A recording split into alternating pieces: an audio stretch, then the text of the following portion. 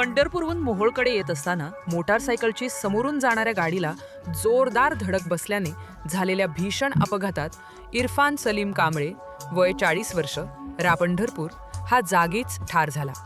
तर दुसरा अलीम जाकीर शेख वय 30 वर्ष राहणार पंढरपूर गंभीर जखमी झाला. हा अपघात सकाळी सुमारे 8 वाजण्याच्या सुमारास पाटकुल पाटीजवळ घडला. मिळालेल्या प्राथमिक माहितीनुसार मोटारसायकल नंबरवरून बकरी घेऊन 2 जण पंढरपूरकडून मोहोळच्या दिशेने येत होते. पाटकुल पाटीजवळ आल्यानंतर त्यांच्या मोटारसायकलची गाडीला जोरदार धडक बसली. धडकेची तीव्रता इतकी होती की मोटारसायकलवरील एकाचा जागीच मृत्यू झाला, तर दुसरा गंभीर जखमी झाला.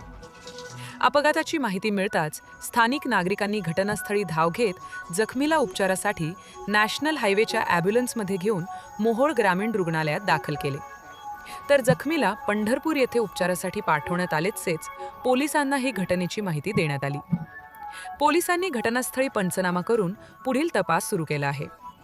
या अपघातामुळे काही काळ परिसरात वाहतूक विस्कळीत झाली होती.